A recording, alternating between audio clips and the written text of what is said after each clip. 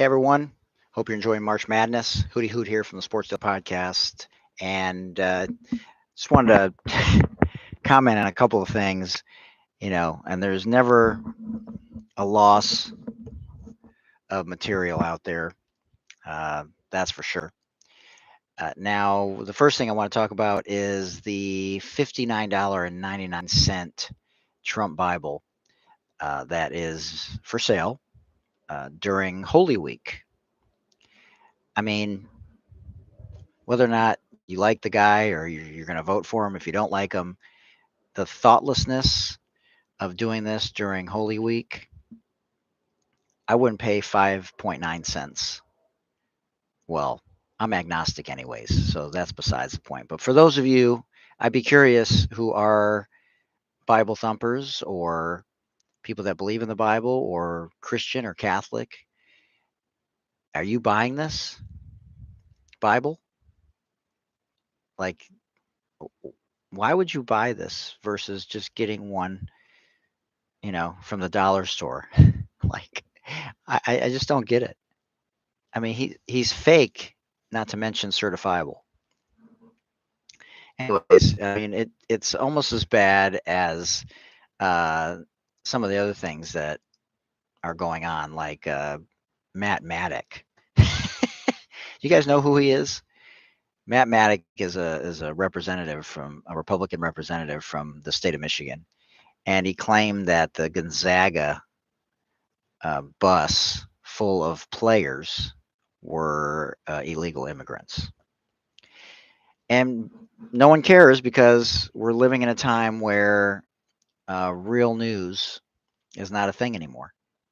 So it doesn't matter what somebody says. No one's going to get sued. Anything goes. There's fake news.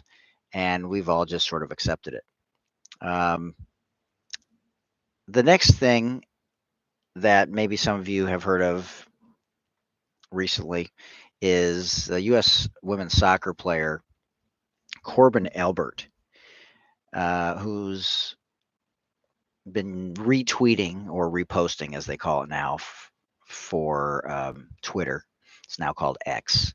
And she's been basically showing what side she's on in terms of her beliefs.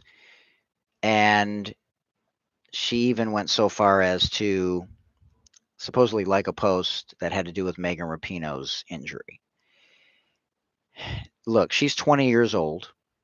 And somebody made a comment with response to my comment on Instagram, which was basically, she's young, she made a mistake, she apologized, and people are like, well, she only apologized because she got caught.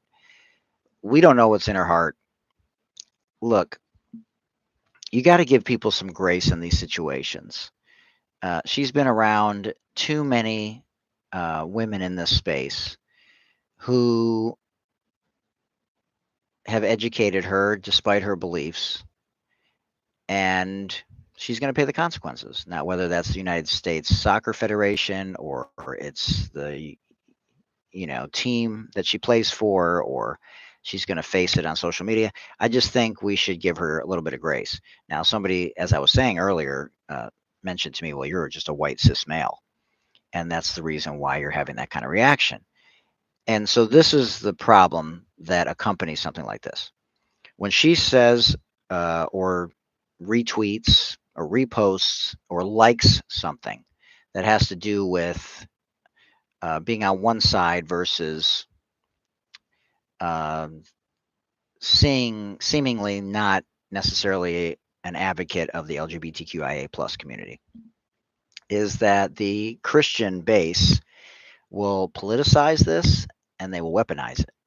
And they'll say, see, someone on her own team is calling out this, calling them out, or calling out this BS lifestyle, or however they're going to frame it, with these microaggressions, with these covert and overt comments.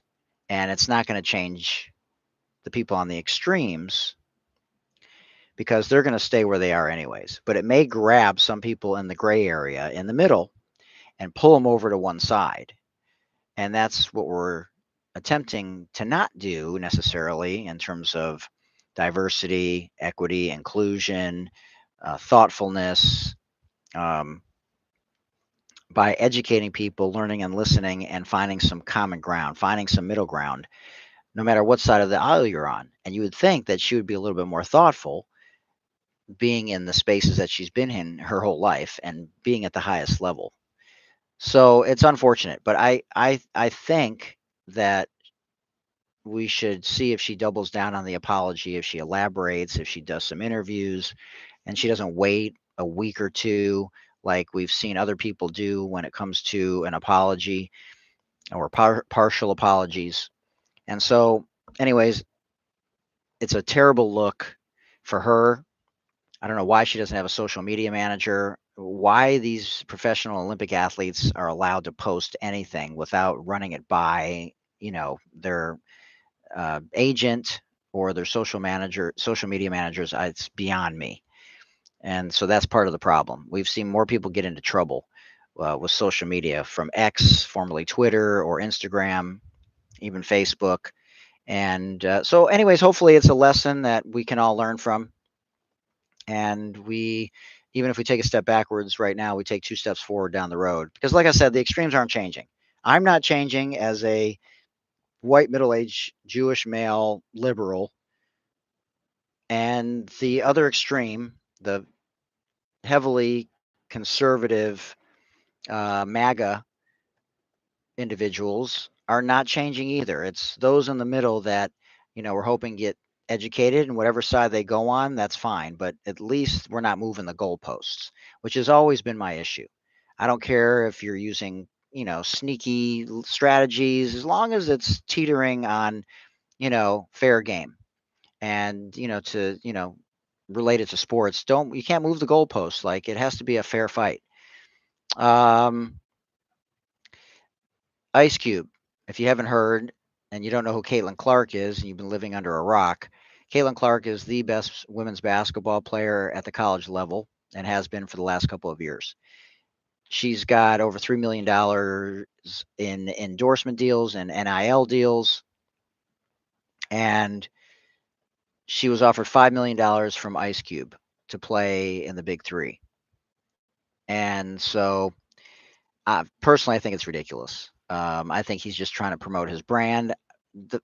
I already saw how Ice Cube operates and how he handles people on some level, the way he handled Mahmoud Abdul Rauf, and how he didn't even let him know that he wasn't going to invite him back to the Big Three, like a guy that was already ousted from uh,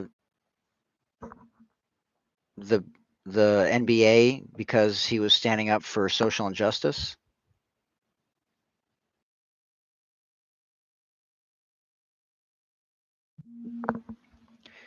So, I just think he's doing it for ulterior motives.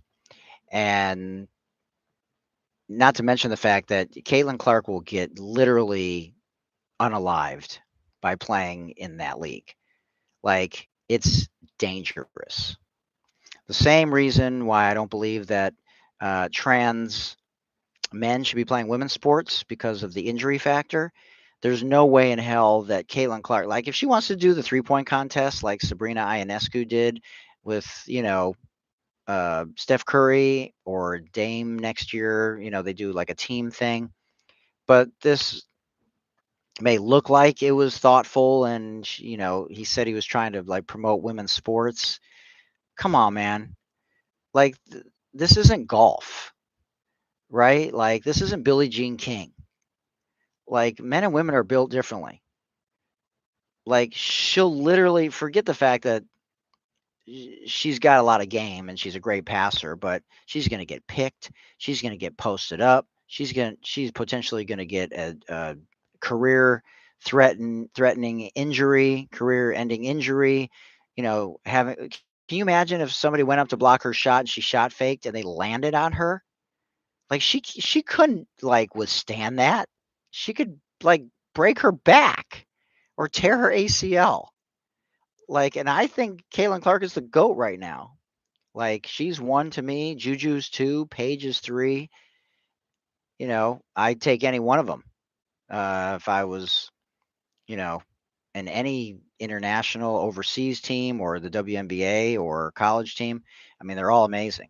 Not to mention Hannah Hidalgo, and there's so many amazing players right now. But there's no way. I don't think she's going to accept. And it seems like it was, good intentions, but uh, I don't know. It seemed a little bit dirty to me. And then finally, Draymond Green gets ejected again in the first quarter.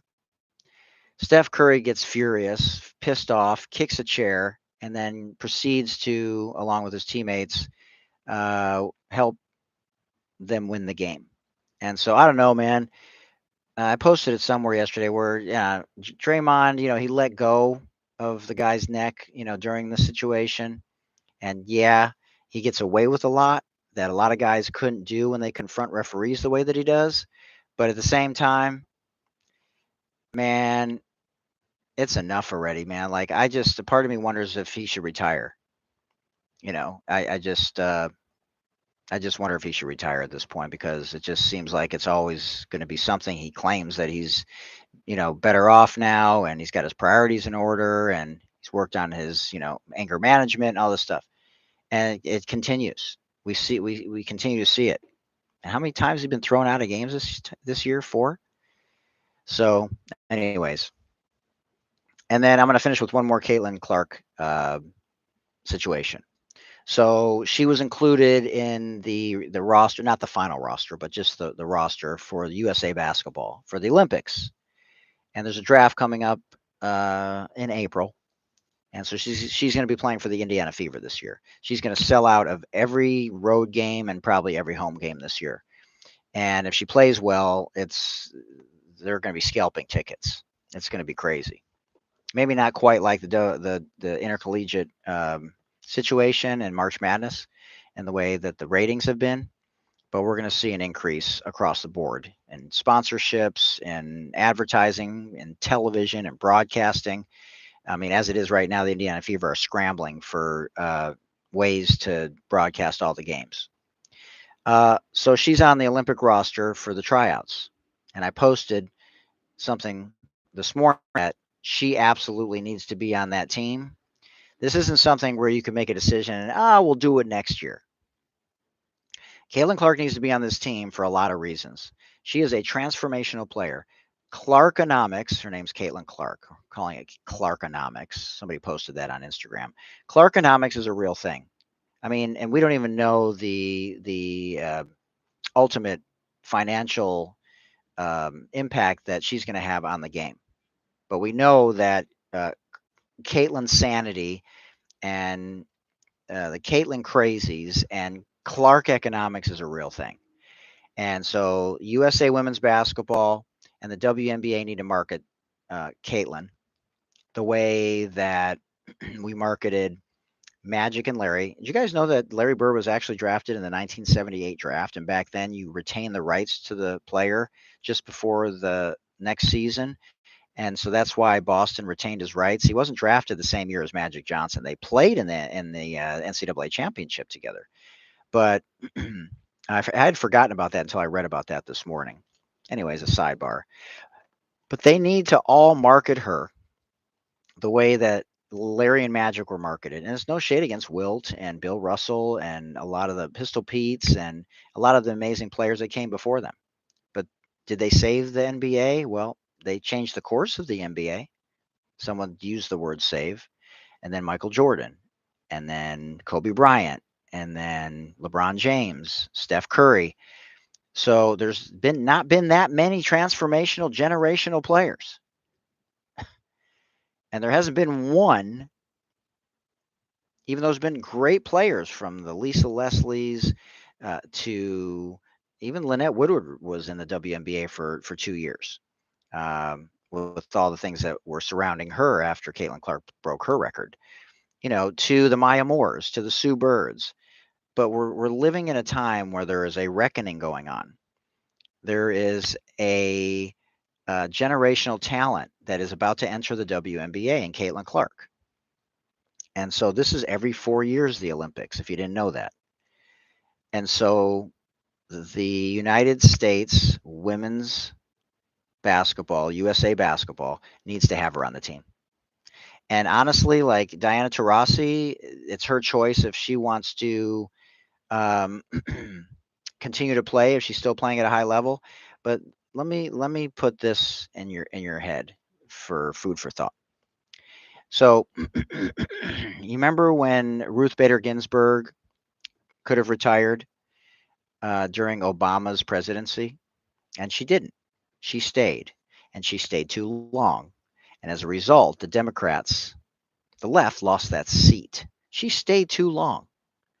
And for all intents and purposes, between that and Hillary Clinton losing the 2016 election, changed the course of this country for not just a year, not just 4 years, but for decades.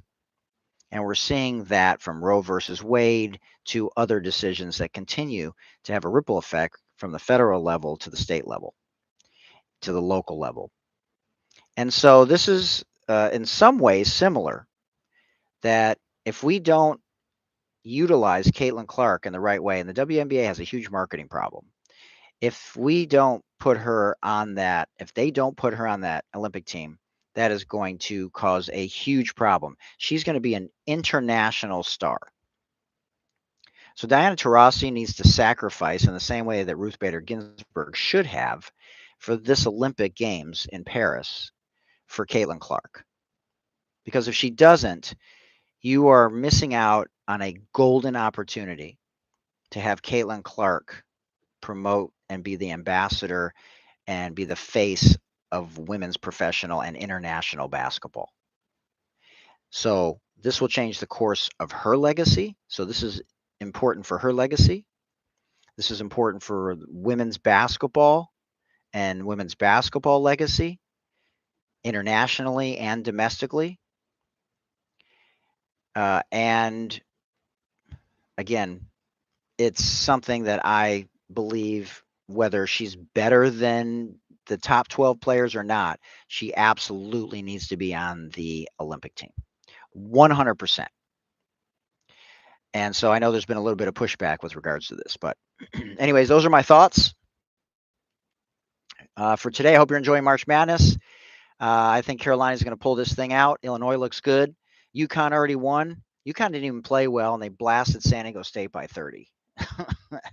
I mean, that's incredible. And so I hope you enjoy the women's tournament that starts tomorrow, the Sweet 16 games. And shout out to Clemson.